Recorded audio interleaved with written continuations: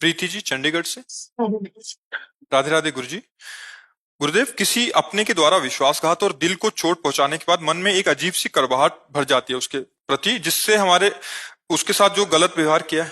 अगर हमारे साथ कोई विश्वासघात करता है तो हमने किसी के साथ विश्वासघात किया है। हमारा पक्की बात मान लेना, आप संशय मत करना, क्योंकि अगर हमारे द्वारा कर्म नहीं बिगड़ा है तो हमारे साथ कोई कर्म बिगाड़ नहीं सकता। अवश्य में भोक्तव्यम कृतम कर्म शुभाशुभम, इसीलिए कहा जाता है अपने कर्मों को सुधारो। को न काहू के सुख दुख कर दाता, निज कृत कर्म भोग सुन भ्राता। कोई किसी को सुख दुख देने वाला नहीं, अपने कर्मों का भोग जीव को भोगना पड़ता है। तो हमारे साथ विश्वासघात आज हो रहा है और हम कल को भूल चुके हैं, लेकिन कल हमने उसके साथ विश्वासघात किया था, तभी वो हमारे साथ विश्वासघात कर रहा। पक्का समझो, यहां हिसाब किताब बराबर करने के लिए आए हो तो कर लो, नाम जप करते हुए मुक्त हो जाओ। अब अगर उसकी निंदा करो, अब आप उसके आगे कार्यक्रम करो तो नया संस्कार बनेगा, वो आपको भोगना पड़ेगा। बिना हमारा कर्म बिगड़े कोई हमको दंड नहीं दे सकता, खुली आम बात है। अब हमको ज्ञान नहीं, बोले बेमतलब का उत्तर दे दिए, बोले कि तुम्हारे कर्म रहा होगा। अब चूंकि आपको ज्ञान नहीं है ना। अच्छा, अभी इसी जन्म की बात बताओ, 9 महीने मां के गर्भ में रहे, आपको याद है कुछ? तो कितनी याद है? पूर्व जन्म की बात छोड़ो, हम इसी जन्म की कह रहे हैं। 9 महीना अपने मां के गर्भ में हम सब रहे हैं, कुछ याद नहीं है कि क्या हालचाल थे आपके? मां के गर्भ में कितना भयंकर कष्ट था, आपको पता है? मलमूत्र के बीच में कीड़े की तरह हम थे भाई। मलाशय मूत्राशय है उदर में, और वहीं तो खोपड़ी के बल से हमारा सृजन हुआ है। हमें याद है, बोला 1 सेकंड का अनुभव करके बताओ कि मां के गर्भ में क्या। तो फिर पीछे के कर्म का कैसे याद होगा तुम्हें, जब इसी जन्म का याद नहीं? तो मानना पड़ेगा, बिना कर्म के हमें कोई सुख दुख नहीं दे सकता। अगर जैसे मान लो कोई पुत्र आया, ऐसा पवित्र आचरण करता है, ऐसे कार्य करता है, माता पिता देख देख के सुखी होते नहीं होते? और एक ऐसा आता है कि जन्म से ही कष्ट देना शुरू कर देता है, पैसा बर्बाद करना शुरू कर, पूरा जीवन नरक कर देता है। क्या हुआ? एक कर्म को भुगताने के लिए आया, पाप कर्म को, तो दुख ही दुख देता चला गया। एक आया पुण्य कर्म को भुगताने के लिए, कि उसके आचरण देख देख कर, उसका व्यवहार देख देख कर माता पिता का हृदय शीतल होता है। क्योंकि तुमने थोड़ी पुत्र की रचना की है, कि सब कोई चाहता है हमारा पुत्र हमें सुख देने वाला बने, तुम्हारे कर्म ने रचना की है। अब कोई ऐसे आते हैं कि जन्म से ही बीमारी शुरू हो गई, पैदा होते ही लाखों करोड़ों रुपए खर्चा हुए, और फिर इसके बाद पधार गए, रुपया भी बर्बाद हो गया और चले गए। वो अपना कर्जा लेने आए थे। एक आया कि बचपन से कमाना शुरू किया और माता पिता को खूब सुख प्रदान किया, वो आया है हिसाब देने के लिए, वो हिसाब दे रहा है। हमारी बात मान लो, अध्यात्म के विषय की बात कह रहे, यहां कोई किसी को सुख दुख नहीं देता, अपने कर्मों को हम भोगने के लिए आए। अब क्या करें? अपने कर्मों को भोग लें, नाम जप करके अगली फसल अच्छी कर ले। दूसरे को सुख पहुंचाए, हमने बेईमानी की है, उसी का फल भोगना पड़ता है। बोले हमारे साथ उसने विश्वासघात किया, तो हमने पक्का विश्वासघात किसी के साथ किया नहीं, हमारे साथ कोई विश्वासघात नहीं कर सकता। क्यों? किसका प्रश्न था? महाराज जी, उसके बाद ये पूछ रहे हैं कि जिसने हमारे साथ गलत किया होता है, फिर जब उसके साथ गलत होता है तो फिर हमें बड़ा अच्छा लगता है कि भगवान ने सही किया, नहीं, तूने मेरे साथ नहीं किया तो। नहीं, उसका कर्म है। तुम्हारे से थोड़ी हो गया, तो तुम्हारा बुरा किया तो इसके बाद उसका, अरे तत्काल थोड़ी किसी का दंड मिलता है। आप देखो कितने ऐसे आतंक फैलाने वाले लोग, दुष्ट स्वभाव के लोग बड़े बड़े अपराध करते हैं और तुमको आनंद में दिखाई देते हैं, बड़े सुखी दिखाई देते हैं। वो तत्काल थोड़ी।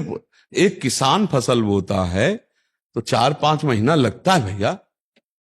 एक आदमी कत्ल करता है तो उसको 2-4-6 महीने लगते हैं न्यायाधीश को सजा देने के लिए। तो ये सरकारी काम है। अब आपका कोई बेईमानी की और तत्काल उसका एक्सीडेंट हो गया, हाथ पैर टूट गया, तो आप समझते हो कि आपका करने नहीं नहीं, उसका वो कर्म संयोग चल रहा है। तुम्हारा कर्म संयोग तुमको भुगतना, उसका कर्म संयोग। क्या एक भक्त को ऐसी भावना भी नहीं आनी चाहिए? नहीं करनी चाहिए, नहीं करनी। उसको भगवत प्राप्ति में बाधा होती है महाराज जी।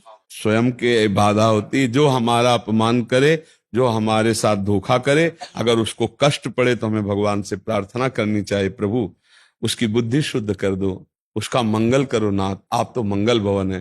तो उससे क्या होगा, उसका मंगल हो कि ना हो, आपका मंगल हो जाएगा। और आपको अच्छा लगा, भोगा भोगा ना, तो वो भोगेगा जो भोगेगा। अब आप जो नया कर्म कर रहे हैं, ये आपके लिए बहुत महंगा पड़ जाएगा। इन बातों को कोई समझता नहीं ना, ये अध्यात्म का विषय है। उसको बड़ा सुख मिलता है कि देखा ना, अपने कर्म का फल भोगा। और आप ये जो अब नवीन आपका चिंतन बन रहा है, दूसरे के प्रति द्रोह बन रहा है, द्वेष बन रहा है, ये आपको जलाएगा। इसलिए बहुत संभल के देखो, हम यहां आए मुक्त होने के लिए।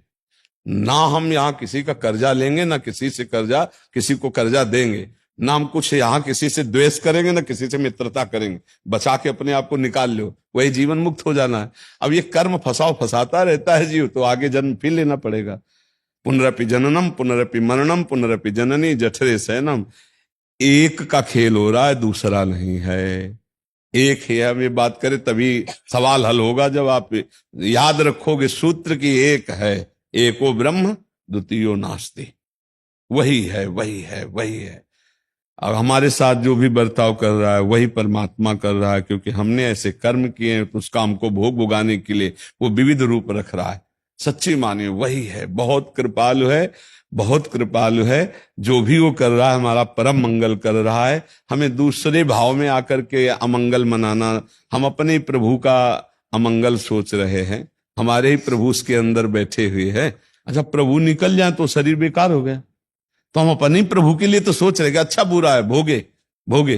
अरे वो प्रभु की फिर आराधना क्या करना अगर दूसरे के लिए बुरा सोचे।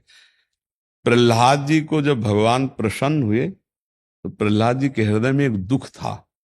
उनका प्रभु कैसा भी हो है तो मेरा पिता, और आपसे द्रोह किया और आपने उससे मारा, प्रभु क्या उसकी सदगति हो जाएगी उसने आपको? तो उनका बेटा, तुम्हारे जैसा पुत्र जिसके हुआ है उसकी सदगति अगर 21 पीढ़ियां होती तो तर जाती, तो है तो 21 पीढ़ियां ही नहीं है, क्योंकि वो तो सृष्टि के नजदीक ही है, भगवत पार्षद स्वरूप है सृष्टि के नजदीक। कहा तुम्हारे जैसा पुत्र लेकिन प्रहलाद जी के हृदय में था ना कि मेरे पिता का उद्धार होगा कि नहीं, कल्याण होगा कि नहीं, क्योंकि प्रभु से द्रोह कर, भक्त के हृदय में द्रोह करने वाले के प्रति भी कल्याण भाव रहता है। और कितना सताया था हिरण्यकश्यप ने प्रहलाद जी को, पर प्रहलाद जी जब भगवान मिले तो बात क्या की कि मेरे पिता का कल्याण होगा कि नहीं, क्योंकि वो आपसे द्रोह करता था।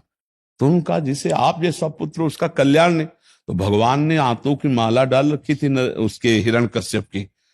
तो ऐसे मान लो प्रश्नवाचक दृष्टि से देखा कि तब उनका इन आंतों में अन्न पचा वीर्य बना, और तेरे जैसा मां भागवत इसलिए मैं माला पहने हूं आंतों की। बड़ा भयंकर रूप नरसिंह भगवान का था, फाड़ के आंतों की माला डाल। भगवान उन आंतों का आदर कर रहे हैं गले में डाले हुए कि इससे भक्त पैदा हुआ था, अन्न पचा था, वीर्य बना था इन्हीं आंतों से, तो ये भक्त पैदा हुआ था, वो आंतें परम पवित्र हैं। तो आप समझो भक्त का क्या स्वभाव होता है कि अपना अहित और अमंगल करने वाले का भी कल्याण होगा कि नहीं होगा, ये भगवान से पूछे। मतलब भाव यही था कि इनका कल्याण हो जाना चाहिए।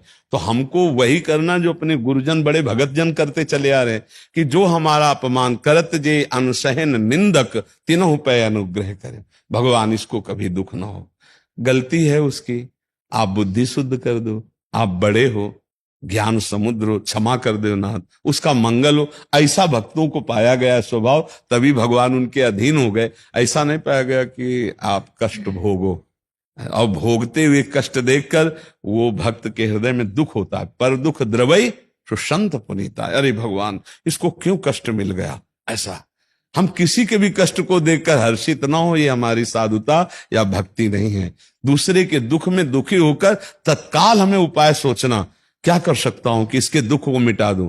अब मेरे पास तो कोई सामर्थ्य नहीं, तो हे भगवान इनके दुख का शमन करो, ऐसा व्यवहार रखना चाहिए।